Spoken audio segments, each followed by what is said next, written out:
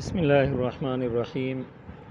ہدایہ اول کا سبق ہے فصل فی نواقض الوضوء المعانی الناقضة للوضوء كل ما يخرج من السبيلين لقوله تعالى أو جاء أحد منكم من الغائط إلى آخر الآية.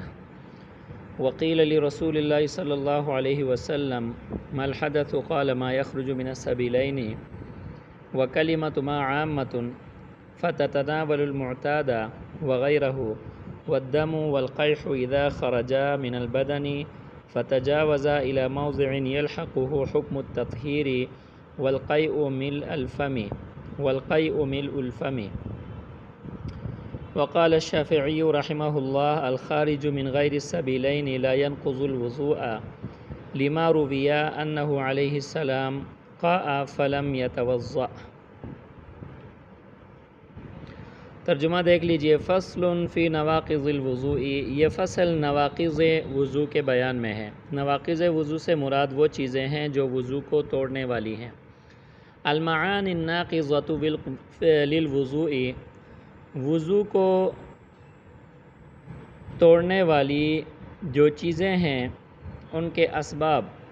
المعانی الناقضة، المعانی اصل میں المعانیو ہے، المعانی الناقضة للوضوء، یا پر ضمہ ثقیل تھا اس کو گرا دیا اور پھر التقاء ساکنین کی وجہ سے یا کو حذف کر دیا تو یہ بن گیا المعانی الناقضة للوضوء۔ المعانی یہاں الاسباب کے معنی میں ہے، تو المعانی الناقضة للوضوء کا مطلب ہوگا الاسباب الناقضة للوضوء، یعنی وہ اسباب جو وضو کو توڑنے والی ہیں، وہ اسباب جو وضو کو توڑنے والی ہیں، یعنی وضو کو توڑنے کے جو اسباب ہیں ان چیزوں کا بیان ہوگا۔ ان میں سے کل ما یخرج من السبیلین، ہر وہ چیز جو سبیلین سے نکلے، لقولہ تعالی، اللہ کے اس قول کی وجہ سے، او جاء احد منکم من الغائط الى آخر الآیہ، بہرحال یہ اس آیت سے استدلال کرتے ہوئے صاحب ہدایہ نے فرمایا کہ سبیلین سے جو بھی چیز نکلے اس سے وضو کرنا لازم ہوگا، وہ نقض وضو کا سبب ہوگا۔ نقض وضو کا کیا ہوگا؟ سبب ہوگا۔ ایک دلیل یہ ہے۔ دوسری دلیل، وقیل لرسول اللہ صلی اللہ علیہ وسلم ما الحدث، نبی صلی اللہ علیہ وسلم سے سوال کیا گیا کہ حدث کیا ہے؟ حدث یہ بے وضو ہونے کی حالت کو کہا جاتا ہے۔ قال، نبی صلی اللہ علیہ وسلم نے فرمایا ما یخرج من السبیلین، جو چیز سبیلین سے نکلے وہ کیا ہے؟ حدث ہے۔ وکلمۃ ما عامۃ، اور کلمہ ما عام ہے۔ دیکھیں نبی صلی اللہ علیہ وسلم نے فرمایا ما یخرج من السبیلین، ما یخرج، اس میں کلمہ ما جو ہے وہ عام ہے۔ فتتناول المعتاد وغیرہ، معتاد اور غیر معتاد دونوں کو شامل ہے۔ والدم والقیح، اسی طرح خون اور پیپ، اذا خرجا من البدن، جب وہ بدن سے نکلیں، فتجاوزا الی موضع، اور وہ تجاوز کر جائیں ایسی جگہ کی طرف، یلحقہ حکم التطہیر، جس کے ساتھ تطہیر کا حکم ملحق ہو۔ والقیء ملء الفم، اور وہ قے جو کہ منہ بھر کر ہو، یہ ملء الفم اگر کہیں تو یہ القیء کے لیے صفت بنے گی، اور اگر ملء الفم کہیں تو یہ اس کے لیے حال بنے گا، والقیء حال کونہ ملء الفم۔ وقال الشافعی رحمہ اللہ، امام شافعی رحمہ اللہ فرماتے ہیں الخارج من غیر السبیلین لا ينقض الوضوء، کہ جو سبیلین کے علاوہ انسان کے بدن سے کوئی چیز نکلے، خون نکلے، پیپ نکلے، وہ وضو کو نہیں توڑتا۔ لما رویہ انہ علیہ السلام قام فلم یتوضأ، اس حدیث کی وجہ سے جو روایت کی گئی کہ نبی صلی اللہ علیہ وسلم نے قے کیا اور آپ نے وضو نہیں فرمایا۔ وَلِأَنَّ غَسْلَ غَيْرِ مَوْضِعِ الْإِصَابَةِ، اور اس لیے بھی کہ موضع اصابت کے علاوہ دوسری جگہ کا دھونا امر تعبدی، یہ امر تعبدی ہے۔ موضع اصابت اس کو کہا جاتا ہے کہ جس کو وہ نجاست لگی ہے، جہاں سے وہ خون نکلا ہے یا جہاں سے وہ پیپ نکلا ہے، اس کو موضع اصابت کہا جاتا ہے۔ موضع اصابت کے علاوہ کا دھونا یہ امر تعبدی ہے۔ موضع اصابت کے علاوہ کے دھونے کا مطلب یہ ہے کہ جہاں سے خون اور پیپ نکلتا ہے، اگر آپ نے اس کو دھویا آپ کا وضو نہیں ہوا، بلکہ اس کے علاوہ اعضائے وضو کو دھونا ضروری ہے۔ وضو کے جو فرائض ہیں کم از کم ان کو ادا کرنا تو وضو کے ہونے کے لیے ضروری ہیں۔ اب دیکھیں انسان کے جسم میں کوئی خون نکلا تو اس کے لیے جو ہے نا وہ ہاتھوں کو کوہنیوں سمیت دھونا، پاؤں کو ٹخنوں سمیت دھونا، چہرے کو دھونا اور سر کا مسح کرنا، یہ تو امر تعبدی ہے۔ حالانکہ خون یہاں نہیں نکلا، مثال کے طور پر انسان کے جو ہے نا وہ سینے میں جو ہے نا وہ خون نکل گیا اور اس کو حکم ہو رہا ہے کہ ان 4 اعضاء کو دھو لو، تو اس لیے فرمایا وَلِأَنَّ غَسْلَ غَيْرِ مَوْضِعِ الْإِصَابَةِ، موضع اصابت کے علاوہ کا دھونا۔ میں نے عرض کر دیا کہ موضع اصابت اس جگہ کو کہا جاتا ہے جس کو وہ نجاست لگی ہے، وہ خون لگا ہے، وہ پیپ وغیرہ لگی ہے، اس کے علاوہ کا دھونا امر تعبدی، یہ ایک امر تعبدی ہے، امر شرعی ہے۔ شریعت نے اس کا حکم دیا ہے کہ بھائی اگر یہ کام ہو گیا تو تم لوگوں نے وضو کرنا ہے۔ فَيُقْتَصَرُ عَلَى مَوْرِدِ الشَّرْعِ، پس اس میں مورد شرع پر اختصار کیا جائے گا، اور مورد شرع کیا ہے؟ وَهُوَ الْمَخْرَجُ الْمُعْتَادُ، اور وہ مخرج معتاد ہے۔ اچھا جی، نواقض وضو کا بیان ہے۔ وہ چیزیں جو وضو کے توڑنے کا سبب ہیں ان کا بیان شروع فرما دیا۔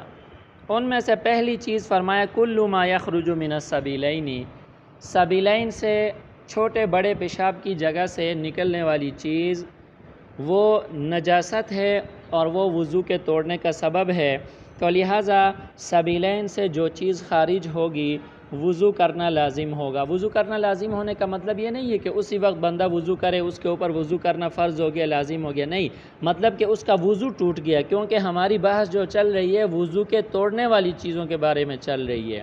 تو خلاصہ کلام یہ ہے کہ جو بھی چیز سبیلین سے نکلے، یہ آدمی وضو کی حالت میں جب تھا تو اس کا وضو کیا ہو گیا؟ ٹوٹ گیا، وضو ٹوٹ گیا۔ اب اگر اس نے نماز پڑھنی ہے یا اس نے جو ہے نا قرآن پاک کو ہاتھ لگا کر اس کی تلاوت کرنی ہے، یا اس نے سجدہ تلاوت ادا کرنا ہے، یا کوئی اور نماز اس نے پڑھنی ہے، تو اس کے لیے وضو کرنا کیا ہوگا؟ لازم ہوگا۔ تو خلاصہ کلام یہ ہے کہ سبیلین سے جو چیز نکلے وہ نواقض وضو میں سے ہے، اس سے وضو ٹوٹ گیا۔ دلائل، ایک تو قرآن کی آیت ہے او جاء احد منکم من الغائط، غائط یہ اصل میں نشیبی جگہ کو کہا جاتا ہے کہ عام طور پر لوگ اس کو جو ہے نا وہ قضاء حاجت کے لیے استعمال کرتے تھے، تو لہٰذا یہ عام ہوگا کہ قضاء حاجت چاہے وہ چھوٹے پیشاب کی صورت میں ہو یا بڑے پیشاب کی صورت میں ہو، یہ وضو توڑ دیتا ہے۔ دوسرے نمبر پر نبی صلی اللہ علیہ وسلم سے پوچھا گیا کہ اللہ کے رسول حدث کیا چیز ہے؟ تو آپ نے فرمایا ما یخرج من السبیلین، سبیلین سے جو چیز نکلے وہ کیا ہے؟ حدث ہے، اور حدث اگر لاحق ہو جائے تو وضو ٹوٹ جاتا ہے، لہٰذا یہ نواقض وضو میں سے ہے۔ آگے فرمایا وَكَلِمَةُ مَا عَامَّةٌ، کلمہ ما جو ہے یہ عام ہے، یہ معتاد کو بھی شامل ہے اور غیر معتاد کو بھی شامل ہے۔ سبیلین سے جو چیز معتاد طور پر نکلتی ہے اس کے نکلنے سے بھی وضو ٹوٹ جائے گا، اور غیر معتاد، اگر سبیلین سے کوئی غیر معتاد چیز نکلے تو ایسی صورت میں بھی وضو ٹوٹ جائے گا۔ مثال کے طور پر سبیلین سے اگر خون نکل جائے، اب یہ خون جو ہے یہ سبیلین سے اس کا نکلنا معتاد نہیں ہے، تو یہ اگر نکلے تو ایسی صورت میں وضو جو ہے نا وہ کیا ہو جائے گا؟ ٹوٹ جائے گا۔ اسی طرح آگے 3 اور چیزوں کا بیان فرمایا۔ دم، خروج دم، یہ جو ہے ناقض وضو ہے، چاہے سبیلین سے نکلے یا بدن کے کسی اور جگہ سے نکلے۔ نمبر 2 قیح، پیپ وغیرہ، یہ بھی ناقض وضو ہے، چاہے کسی بھی جگہ سے نکلے، لیکن ان دونوں کے ساتھ یہ قید لگائی اذا خرجا من البدنی، کہ بدن سے نکلنے کے بعد یہ موضع تطہیر کی طرف جو ہے نا کیا ہو جائیں؟ سرایت کر جائیں، تجاوز کر جائیں۔ موضع تطہیر اس کو کہا جاتا ہے جس کو دھونے کا حکم ہے، جس کو دھونے کا حکم ہے۔ اب دیکھیں زخم کو دھونے کا حکم نہیں ہے، کیونکہ زخم کو اگر دھویا جائے تو وہ کیا ہو جاتا ہے؟ خراب ہونے کا خطرہ ہوتا ہے، اس لیے آپ لوگوں نے پڑھا ہے کہ زخم کے اوپر جو ہے نا وہ مسح کرنا اس کے لیے کیا ہے؟ کافی ہے۔ زخم کے علاوہ جو جگہ ہے وہ موضع تطہیر ہے، یہ نجاست اگر اس سے آگے نکل جائے تو اس کو دھونا ضروری ہو جاتا ہے، وگرنہ اگر زخم سے جو ہے نا خون بہا ہے اور زخم سے وہ آگے نکل گیا ہے اور بندے نے اس کو نہیں دھویا اور اس نے وضو کر لیا اور وہ خون کی مقدار زیادہ ہے، تو وضو کرنے کے بعد اگر وہ نماز پڑھے تو اس کی نماز نہیں ہوگی، کیونکہ اس کا بدن نجس ہو گیا، اور نماز کے لیے بدن کا پاک ہونا ضروری ہے۔ تو اس لیے یہ جو زخم سے خون پیپ وغیرہ بہہ کر اس جگہ تک پہنچ جائے کہ جس کو دھونے کا حکم ہے، خلاصہ کلام یہ ہے کہ دم اور قیح کا صرف خروج ناقض وضو نہیں ہے کہ زخم سے نکلے، ظاہر ہوئے، نہیں، جب یہ زخم سے نکلنے کے بعد اگلی جگہ پہ سرایت کر گئے، بہہ کر اس زخم سے باہر نکل کر زخم کے باہر جو جگہ ہے وہاں تک آ گئے، تو پھر یہ کیا ہیں؟ ناقض وضو ہیں۔ اور تیسرے نمبر پر والقیء، قے جو ہے یہ بھی کیا ہے؟ ناقض وضو ہے، لیکن اس کے ساتھ قید لگائی ملء الفم یا ملء الفم کی، کہ جب وہ کیا ہو؟ منہ بھر کر ہو۔ تو بہرحال جو چیز خارج من غیر السبیلین ہے، خارج من غیر السبیلین ہے، یعنی خون ہے، پیپ ہے، اور اسی طرح یہ قے ہے، احناف کے نزدیک جو ہے نا یہ بھی کیا ہیں؟ نواقض وضو میں سے ہیں، لیکن دم اور قیح کے لیے قید لگائی کہ جب وہ زخم سے نکل کر اس جگہ کی طرف سرایت کر جائیں کہ جس جگہ کے ساتھ حکم تطہیر جو ہے نا وہ کیا ہے؟ لاحق ہے اور لگی ہوئی ہے۔ سمجھ میں آ رہی بات؟ اور قے کے ساتھ ملء الفم کی قید لگائی ہے۔ امام شافعی رحمۃ اللہ علیہ کا اس میں اختلاف ہے کہ جو چیز خارج من غیر سبیلین ہے وہ ناقض وضو ہے یا نہیں ہے، ان کے نزدیک کیا حکم ہے، ان کے دلائل کیا ہیں، ہمارے دلائل کیا ہیں، ان کے دلائل کا جواب کیا ہے، انشاءاللہ اگلے درس میں اس پر بات کریں گے۔